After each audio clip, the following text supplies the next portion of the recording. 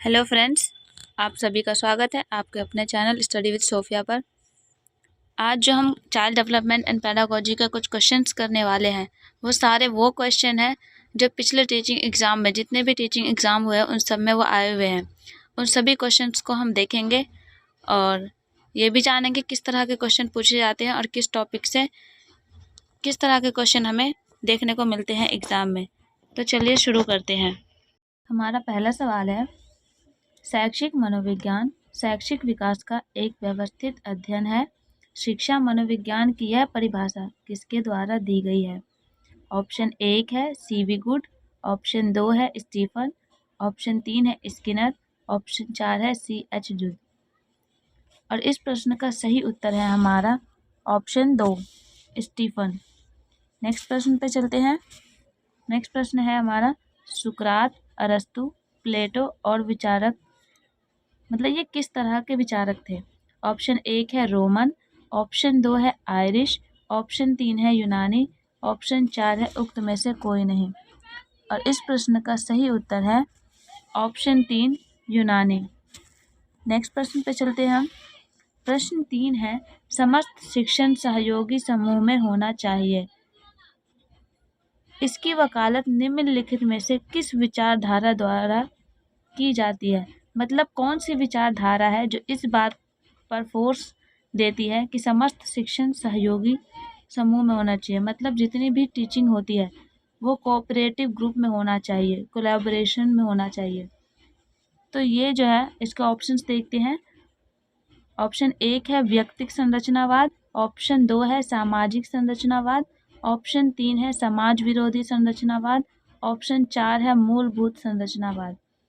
और हमारे इस प्रश्न का सही उत्तर है ऑप्शन 2 सामाजिक संरचनावाद।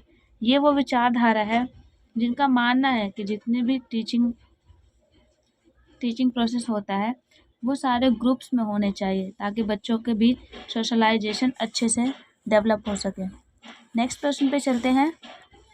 प्रश्न 4 है, मनोविज्ञान निर्धारक की मुख्य विशेषता क्या है? ऑप्शन 1 है छात्र और शिक्षक का मनोविज्ञान सीखना, ऑप्शन 2 है सीखने में मनोविज्ञान का समावेश, ऑप्शन 3 है शिक्षक केंद्रित शिक्षा, ऑप्शन 4 है बाल केंद्रित शिक्षा। और हम लोग अपने कॉलेज से लेकर सीटेट एग्ज़ाम तक यही देखते आए हैं कि हम जो भी कार्य करते हैं वो बाल केंद्रित शिक्षा को ध्यान में रख के करते हैं। नेक्स्ट प्रश्न पर चलते हैं। प्रश्न नंबर 5 है, शैक्षिक मनोविज्ञान मुख्य रूप से किसके सामान्य व्यवहार को समझने से संबंधित है? ऑप्शन मतलब शैक्षिक मनोविज्ञान के जो अंदर है हम किसके व्यवहार को समझते हैं? ऑप्शन 1 वयस्क, ऑप्शन 2 शिक्षक, ऑप्शन 3 है छात्र, ऑप्शन 4 है कामगार। तो ये ऑब्वियस सी बात है कि हम छात्र के व्यवहार का समझते हैं उसके अंतर्गत शैक्षिक मनोविज्ञान में। नेक्स्ट प्रश्न पे चलते हैं। प्रश्न 6 है, छात्रों की आवश्यकताओं के अनुरूप कक्षा के लिए शिक्षण अधिगम गतिविधियों को डिज़ाइन करने के लिए शिक्षकों को किसका ज्ञान होना चाहिए?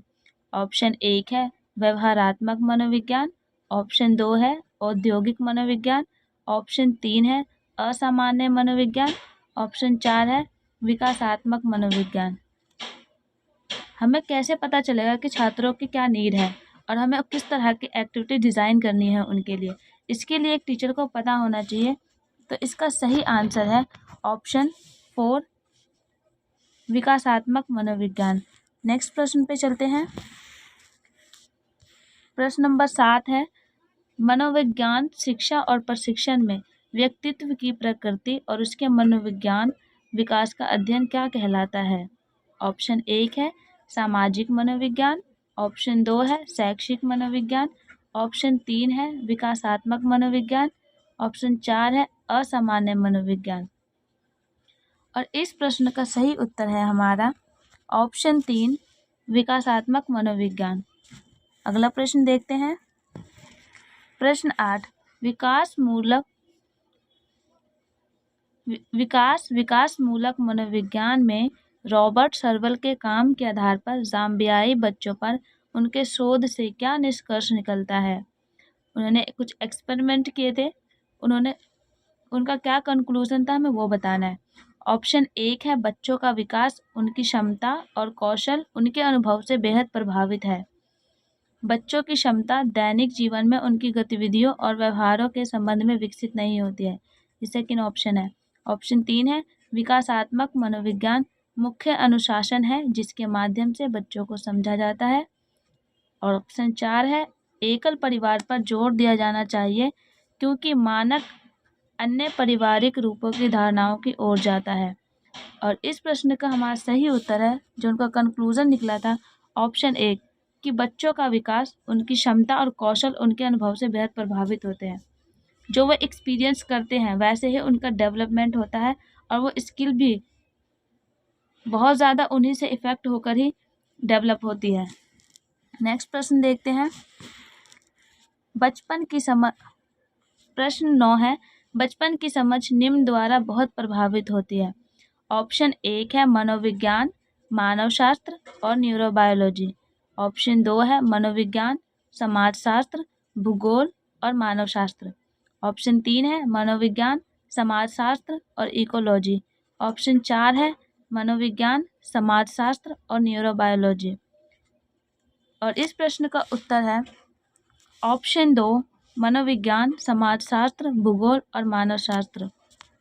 देखिए फ्रेंड्स, जब भी आप इस प्रश्न को कर रहे होंगे तो आपको कुछ कठिनाइयाँ आ रही होगी कुछ शब्द को समझने में, बट यकीन मानिए कि अगर आपने किसी भी टीचिंग एग्ज़ाम का PYQ previous year question paper देखा होगा तो आपको मालूम होगा कि ये जो क्वेश्चन है इसकी लैंग्वेज इसी तरह की आती है। हम सीटेट के भी पेपर दे चुके हैं और सीटेट के भी हमने जितने भी PYQ देखे होंगे उन सब में यही देखा होगा कि जो लैंग्वेज आती है वो कभी सिंपल लैंग्वेज नहीं आती जो आम बोलचाल की भाषा में हम यूज़ करते हैं। लगातार जब आप ऐसे क्वेश्चन की प्रैक्टिस करते रहेंगे तो आप कोई सा भी टीचिंग एग्ज़ाम दीजिए, आपको एग्ज़ाम के दिन प्रॉब्लम नहीं आएगी क्वेश्चन को पढ़ते हुए। तो आप इस तरह की लैंग्वेज से घबराइए मत, आप धीरे धीरे प्रैक्टिस करते रहिए, आप इस लैंग्वेज से कंफर्ट हो जाएंगे और फिर एग्ज़ाम में आपको ये बहुत हेल्पफुल रहेगा। नेक्स्ट प्रश्न पे चलते हैं। प्रश्न 10 है प्राथमिक शिक्षक के लिए बाल मनोविज्ञान का ज्ञान आवश्यक है क्योंकि। ऑप्शन 1 यह बच्चों को अनुशासित बनाने में सहायता करता है। नहीं, हमें तो उन्हें अनुशासित में रखना ही नहीं है, रखना है मतलब सिर्फ उसीलिए नहीं करते हैं। ऑप्शन 2 बच्चों को अभिप्रेरित करने के लिए सुविधाजनक तरीका बन जाता है। ऑप्शन 3 परीक्षा के परिणाम में उन्नति होती है। सिर्फ परीक्षा में परिणाम में उन्नति लेने के लिए तो हम नहीं करते हैं, ना हम साइकोलॉजी को इसलिए सीखते हैं। ऑप्शन 4 है यह बच्चों के व्यवहार को समझने में शिक्षक की सहायता करता है। और इस प्रश्न का सही उत्तर है ऑप्शन 4 यह बच्चों के व्यवहार को समझने में शिक्षक की सहायता करता है। हम मनोविज्ञान पढ़ते क्यों हैं, हम साइकोलॉजी क्यों पढ़ते हैं, हम बाल मनोविज्ञान क्यों पढ़ते हैं, ताकि हम सभी बच्चों के व्यवहार को समझ सकें, इसलिए हम पढ़ते हैं। नेक्स्ट प्रश्न देखते हैं। प्रश्न 11 है निम्न में कौन अधिगमकर्ता को अधिक स्वतंत्रता देता है। ऑप्शन 1 संरचनावाद, ऑप्शन 2 क्रियाशीलतावाद, ऑप्शन 3 सृजनशीलतावाद, ऑप्शन 4 है व्यवहारवाद। और इस प्रश्न का सही उत्तर है ऑप्शन 3 सृजनशीलतावाद। अगला प्रश्न देखते हैं। प्रश्न 12 है बाल मनोविज्ञान के आधार पर कौन सा कथन सर्वोत्तम है। ऑप्शन 1 सारे बच्चे एक जैसे होते हैं, ऑप्शन 2 कुछ बच्चे एक जैसे होते हैं, ऑप्शन 3 कुछ बच्चे विशिष्ट होते हैं, ऑप्शन 4 प्रत्येक बच्चा विशिष्ट होता है। और इस प्रश्न का सही उत्तर है ऑप्शन 4 प्रत्येक बच्चा विशिष्ट होता है। हम साइकोलॉजी के अंदर यही पढ़ते हैं, चाइल्ड डेवलपमेंट के अंदर यही पढ़ते हैं कि हर बच्चा अपने आप में यूनिक है। सभी बच्चों में एक ना एक क्वालिटी ऐसी होती है जो उसे दूसरे बच्चों से अलग करती है। नेक्स्ट प्रश्न पे चलते हैं हम। प्रश्न 13 है बाल मनोविज्ञान का केंद्र बिंदु है। ऑप्शन 1 अच्छा शिक्षक, ऑप्शन 2 बालक, ऑप्शन 3 शिक्षण प्रक्रिया, ऑप्शन 4 विद्यालय। और इस प्रश्न का आप सभी को उत्तर मालूम होगा, आई होप आपको मालूम हो। इस प्रश्न का उत्तर है ऑप्शन 2 बालक, क्योंकि जो बाल मनोविज्ञान का केंद्र बिंदु है वो एक बालक ही है। नेक्स्ट प्रश्न पे चलते हैं। प्रश्न 14, बाल मनोविज्ञान के अनुसार शिक्षा के क्षेत्र में मुख्य स्थान किसका है?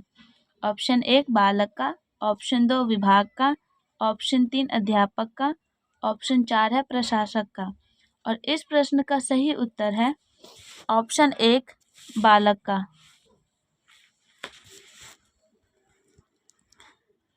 नेक्स्ट प्रश्न पर चलते हैं। प्रश्न 15 है, मनोविज्ञान का शिक्षा के क्षेत्र में सबसे बड़ा योगदान है। ऑप्शन 1 विषय केंद्रित शिक्षा, ऑप्शन 2 शिक्षक केंद्रित शिक्षा, ऑप्शन 3 क्रिया केंद्रित शिक्षा, ऑप्शन 4 बाल केंद्रित शिक्षा। तो दोस्तों आप सब जानते ही होंगे कि बाल केंद्रित शिक्षा ही शिक्षा पर जो आज हम जोर दे रहे हैं, जो जिस पे फोर्स कर रहे हैं, वो मनोविज्ञान की ही देन है। तो फ्रेंड्स ये थे हमारे सारे क्वेश्चन। 15 क्वेश्चन किए हैं आज हमने। आप लोग कमेंट करके बताइएगा कैसा था क्वेश्चन, आपको कैसा लगा। अगर आपको ये वीडियो अच्छी लगी हो तो लाइक कीजिए, सब्सक्राइब कीजिए और कमेंट करके ज़रूर बताइएगा ये वीडियो कैसी लगी आपको, ताकि मैं आगे और आप सबके लिए इस तरह के वीडियोस लाती रहूँ। Thank you.